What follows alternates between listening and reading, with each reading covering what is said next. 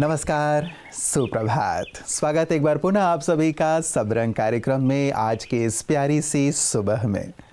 मित्रों, कहते हैं कि बारिश की बूंदें भले ही छोटी छोटी क्यों ना हो, लेकिन उनका लगातार बरसना नदियों का एक बड़ा बहाव बन जाता है। हम कितना तेज़ी से बहते हुए नदियों को देखते हैं बरसात के दिनों में। छोटी छोटी बूंदें कितना बड़ा रूप ले लेती हैं। हमारा भी ऐसे ही छोटा छोटा प्रयास हमारे जीवन में बड़ा बदलाव ले आते हैं। शर्त ये है कि प्रयास लगातार किए जाते रहने चाहिए। हम कई बार प्रयास लगातार नहीं करते और सोचते हैं कि जीवन में कुछ बड़ा बदलाव आ जाए। ऐसा नहीं हो पाता। क्यों ना जो कार्य हमने हाथ में लिया है उस कार्य को सतत करते रहें। और यही कार्य सबरंग भी कर रहा है, लगातार छोटा छोटा प्रयास, ताकि जीवन में सुंदर परिवर्तन आए। कुछ अच्छी बातें प्रतिदिन हम आपके पास लेकर के आते हैं, ताकि ये सुंदर छोटी छोटी बातें जीवन को एक सकारात्मक मोड़ दे, सकारात्मक बदलाव लेकर के आए। और ये कार्य शुरुआत में हम करते हैं सुवाक्य से। ओम शांति, नमस्कार। व्यस्त और तनाव माहौल में विचारों की स्थिरता बनाए रखना महानता है। आज के तनाव के जीवन में हम देखते हैं कि स्थिरता बनाए रखना जितना मुश्किल है, उतना ही हमारे जीवन के अंदर दिन प्रतिदिन चिंता बढ़ रही है। और चिंता बढ़ने के साथ साथ हमारे जीवन में अस्थिरता भी आती चली जा रही है। कैसे हम स्थिरता को बनाए रखें? उसका सरल उपाय है कि जितना जितना हम व्यर्थ को और नेगेटिविटी को कम करते जाएंगे, इन दोनों बातों को जैसे जैसे कंट्रोल करते हैं, उतना ही हमारे विचारों में स्थिरता आती जाती है। और स्थिरता के साथ साथ हमारे जीवन में, हमारे विचारों में जो ऊर्जा बनती है, सकारात्मकता आती है, उससे हमारी कार्यशैली पर भी बहुत प्रभाव पड़ता है और हम प्रतिदिन के तनाव को कम कर सकते हैं। तो इसीलिए स्थिरता और तनाव को कम करने के लिए बहुत आवश्यक है कि हम प्रतिदिन मेडिटेशन, राजयोग का अभ्यास अवश्य ही करें। तो जब हम राजयोग और मेडिटेशन करते जाएंगे तो हमारे विचारों में स्थिरता भी आएगी और तनाव भी कम होगा। तो आइए प्रतिदिन दिन की शुरुआत अवश्य ही मेडिटेशन से करें। ओम शांति। मित्रों, एक छोटी सी दरार का ये मतलब नहीं होता कि आप टूट गए हैं। इसका मतलब ये होता है कि आपकी परीक्षा ली गई थी, लेकिन उस परीक्षा में आप बिखरे नहीं, छिन्न भिन्न नहीं हुए। जीवन में अनेक परीक्षाएं आती हैं, कभी शारीरिक बीमारी के रूप में तो कभी अन्य परिस्थिति के रूप में। लेकिन वहाँ से हम और शक्तिशाली होकर के निकलें, ये हमारा लक्ष्य होना चाहिए। क्योंकि दो ही चीज़ें हो सकती हैं, बातें, परिस्थितियाँ या तो हमें बिखरा दें या हमें निखार दें। हम निखरने का प्रयास करें मित्रों, शांत रहते हुए, शक्तिशाली रहते हुए। कई बार ऐसा होता है कि कोई बड़ी सी परिस्थिति या बड़ी बीमारी आ जाती है तो थोड़ा मन बैठने लगता है, लेकिन मन को बैठने ना दें, शांत रखें और जिस तरफ से सुंदर आशा की किरण हमें मिल सकती है, समाधान मिल सकता है, उसकी ओर देखें। और आप ऐसी परिस्थिति तक पहुँचें ही ना, आपके प्रियजन ऐसी परिस्थिति तक ना पहुँचें, उसके लिए ही हम प्रतिदिन लेकर के आते हैं स्वास्थ्य की सुंदर बात। आइए देखें कि आज इस सेगमेंट में आपके लिए क्या खास है। ओम शांति फ्रेंड्स।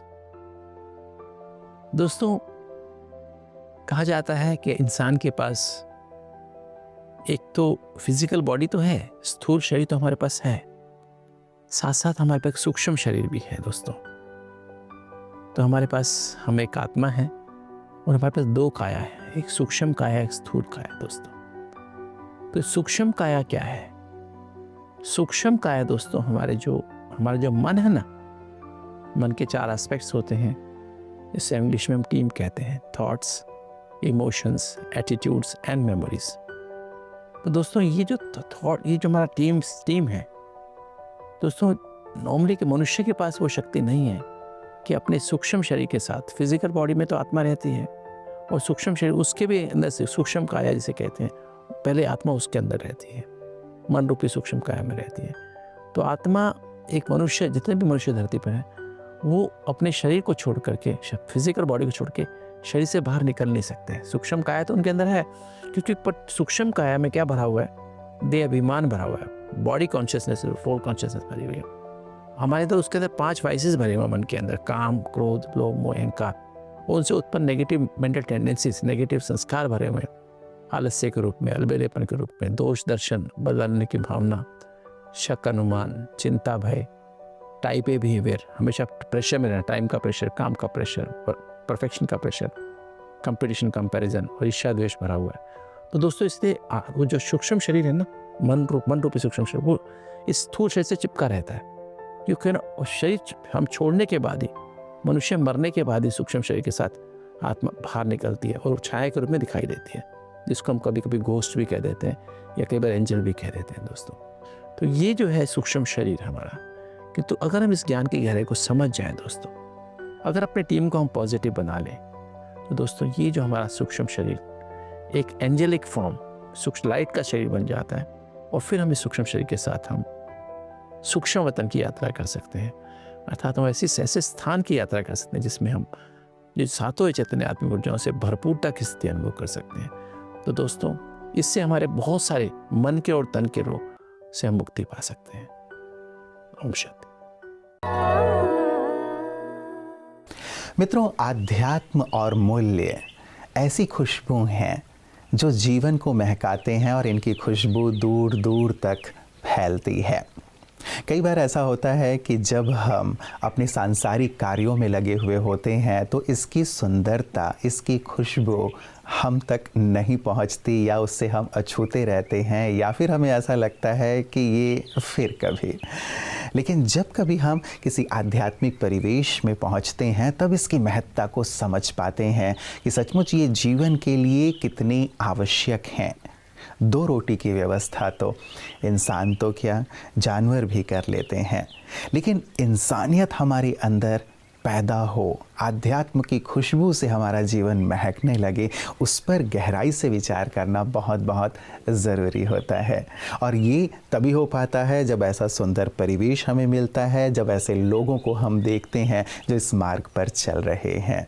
आइए देखें विशिष्ट जन की बातें विशेष में आज कौन से खास मेहमान अपने ऐसे ही सुंदर अनुभव के साथ हमारे साथ हैं, जो एक आध्यात्मिक परिवेश में पहुंचकर सुंदर आध्यात्मिक अनुभव लिए हुए आज हमारे साथ हैं।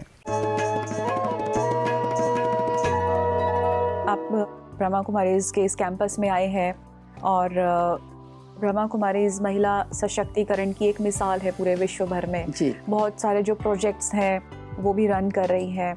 तो आपको यहाँ की कार्यशैली को देख करके कैसा महसूस हुआ? नहीं, बहुत ही अच्छा लगा और मुझे आनंद हुआ, गर्व भी हुआ कि महिलाओं इतना सुंदर काम यहाँ हो रहा है। महिलाओं सशक्त करने का एक अच्छा उदाहरण ही यहाँ है। हम लोग अलग अलग तरह से महिलाओं को शक्तिशाली बनाने का प्रयत्न तो कर ही रहे हैं। हमारी संस्थाओं के द्वारा उनको शिक्षण देके, उनको वोकेशनल ट्रेनिंग देके, हम अभी हमारी संस्था जो चल रही है बहुत सालों से, अलग अलग तरह का वोकेशनल ट्रेनिंग देके उनको, साथ में हम उनको वैल्यूज़ भी सिखाने का प्रयत्न करते हैं जी। और इसमें हम प्रयत्न तो चल ही रहा है। और ब्रह्मा कुमारीज का आज यहाँ देख के भी मुझे बहुत आनंद हुआ। और एक साधना करके, एक ध्यान करके, एक जो शक्ति एक किसी को भी व्यक्ति को मिलती है, उसके द्वारा काम करने की एक विशेष ऊर्जा आती है। और वो आज यहाँ उसका अच्छा उदाहरण देखने को मिला। जी, आध्यात्मिक माहौल है चारों तरफ यहाँ पर और मेडिटेशन की भी बात होती है। और आपने यहाँ पर आके आपको जानकारी भी मिली होगी कि मेडिटेशन हमारी लाइफ में क्यों इतना इम्पॉर्टेंट है।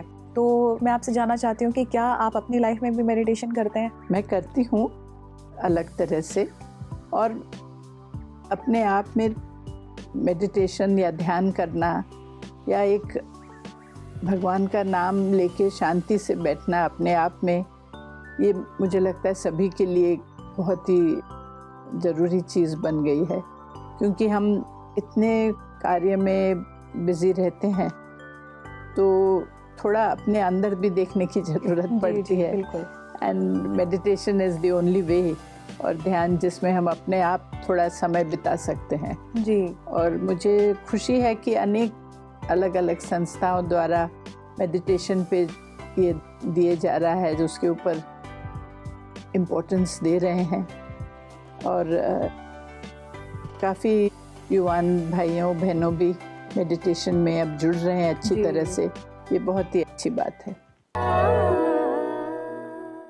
मित्रों, जाते जाते एक और सुंदर सी बात जिस पर चिंतन ज़रूर कीजिएगा। दीपक कभी भी ये नहीं सोचता कि मुझे झोपड़ी में यदि रोशनी फैलानी है तो कम फैलाऊं, महल में फैलानी है तो ज़्यादा फैलाऊं। अगरबत्ती भी कभी ये नहीं सोचते कि यदि मुझे मंदिर में जलाया जाए तो मैं अपनी खुशबू अच्छे से फैलाऊं, और यदि किसी दुर्गंध वाले स्थान पे मुझे जलाया जाए तो मैं अपनी खुशबू ना फैलाऊं। उनका कार्य ही है देना, और वो समान रूप से देते हैं बिना किसी भेदभाव के। क्या हम भी अपने स्वभाव को ऐसा बना सकते हैं कि चाहे कोई भी हो, हम कहीं पे भी हों, हमसे सुंदर मूल्यों की खुशबू, गुणों की खुशबू सबको मिले, हमारा व्यवहार सबके साथ सुंदर और श्रेष्ठ हो, मेरे बोल सबके लिए बहुत ही मधुर हो।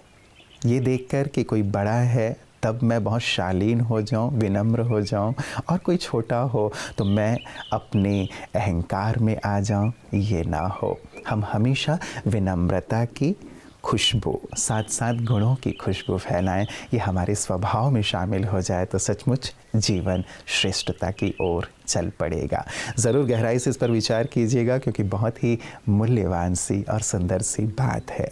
कल पुनः इसी वक्त आप सबसे मुलाकात होगी। तब तक अपना ख्याल रखिएगा। नमस्कार। ओम शांति।